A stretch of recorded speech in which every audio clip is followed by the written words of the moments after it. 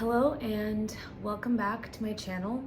I know that I was on a very long, apparently 9-month hiatus since I posted my last video, but I am back, and hopefully the content and the topics that I will cover in my videos will be helpful, even if just for one person, because I understand how difficult a cancer diagnosis and fighting cancer could be. Just know that I'm here to help, and feel free to reach out to me in the comments. Feel free to reach out to me via email. I will be happy to help answer any questions or just help and support you through this journey. All right, so let's dive right into today's topic. Today's topic, I wanted to cover chemotherapy ports. I wanted to cover everything from what a port is used for, why you should get a port when you're undergoing chemotherapy treatment, what things to look at when you're considering whether or not to get a port, and then also talk about its usage and removal. So let's dive right in. Majority of patients diagnosed with any sort of cancer, a lot of oncologists insist on getting a port.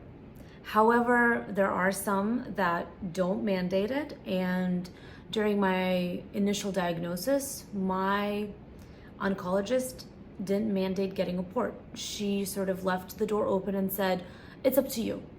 And I said, "Well, is it just IVs?" And she's like, "Yeah, it's IVs. Maybe you'll be able to handle it." And I think part of me didn't want to go through getting a port, because then that would make the diagnosis even more real. My denial sort of prevented me from researching the topic and actually understanding why I may need a port. And so I went into my first chemotherapy infusion without a port. And trust me, I regretted it. I regretted not getting a port within a few days after my first infusion. I had very good veins, so the infusion nurses had no problem finding a vein, and starting to administer the IV. I did feel some initial discomfort. They applied a compress, made everything better, but I don't think it was the next day, but it was definitely on the second day after the first infusion where I started experiencing just throbbing pain in my arm where I received chemotherapy. There was nothing on my hand that was visible. It wasn't swollen.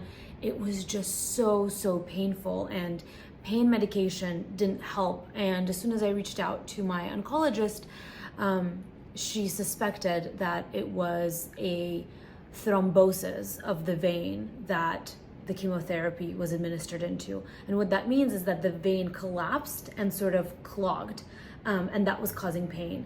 And very few pain medication would help address that pain.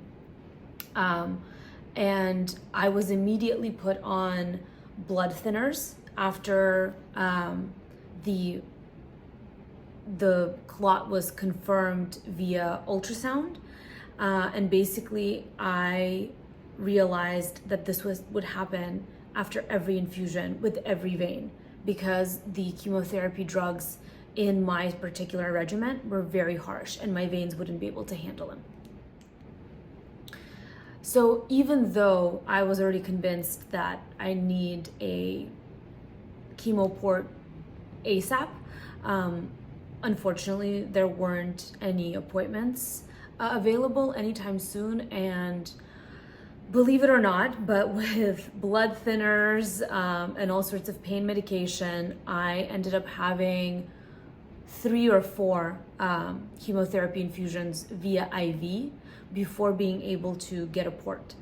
And those I want to say 6 to 8 weeks were already very difficult, and then they were made even that much more difficult because I was experiencing so much discomfort and so much pain on a regular basis. The blood thinners worked, and they alleviated the thrombosis, but essentially every time my veins had to be accessed via IV in my arm, we were looking for new veins. It was just very, very cumbersome.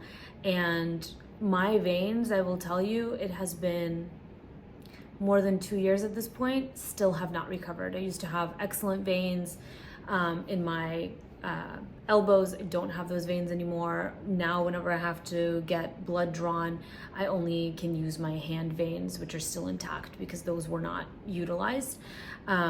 So full disclaimer, and I'll go into kind of more details of things to consider whether or not to get a port.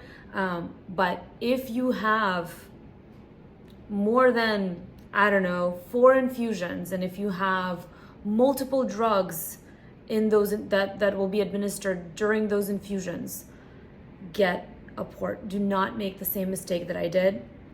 Don't torture yourself. Don't make this harder than it needs to be, and get a port. So as I mentioned, there are a few things that should be considered when you're deciding if that choice is up to you, whether to get a port or not. And yes, there are times when somebody gets diagnosed and, you know, they have maybe 1 infusion of chemotherapy or 2 infusions of chemotherapy, or their treatment is immunotherapy and that particular drug is not known to cause any sort of thrombosis or issues with veins. However, ask those questions. Ask, how many infusions in my initial chemotherapy treatment do I need? Is it chemotherapy? Is it immunotherapy? And what kind of drugs will be administered? Because different drugs affect different veins differently. Some do not have any negative effect on veins.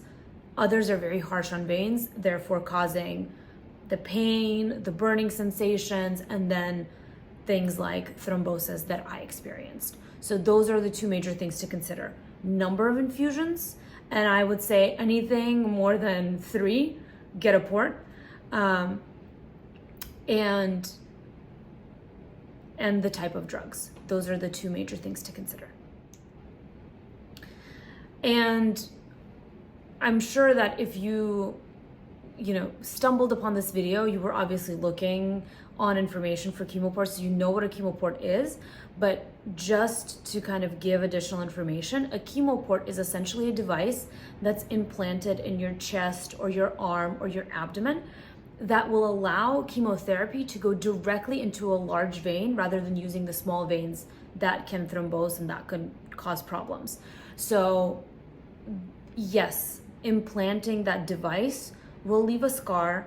You will feel it, but you are on a journey that's not difficult. And unfortunately, this is just one of those things that helps in this journey rather than harms. And yes, it leaves a mark. And yes, you know it's there. And yes, and it's a foreign object in your body. But this is something that will help you in the long run rather than harm you. I want to talk about some of the major benefits of having a chemo port during chemotherapy treatment or immunotherapy treatment. And one of the biggest, I think, benefits is that you don't feel any pain during your infusion.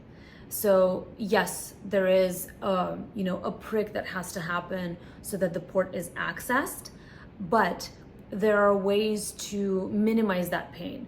Some infusion centers give you a lidocaine shot or like spray lidocaine so that you don't feel the pain of the prick. Other times you can put a lidocaine cream that numbs the area like 30 minutes prior to your infusion, and that takes away any discomfort there. Honestly, some infusion nurses are so good and so experienced, even without lidocaine, you do not feel how, your port is accessed. So, and it takes, half a second. But the major benefit is that you don't experience any discomfort during your infusions, and infusions sometimes take hours, and different drugs sometimes hurt very differently, especially if it goes through your arm. So no pain is a major benefit of having a chemo port. Additionally, you can use your chemo port for blood draws. If you don't want to be pricked in your hand all the time, and typically blood draws occur the day before a chemotherapy treatment, so that they can access your port, they can prick you, get your blood, and they don't have to prick you the following day. You can leave the access open and come back the next day and receive your chemotherapy, and it took one prick the previous day rather than multiple times you get poked.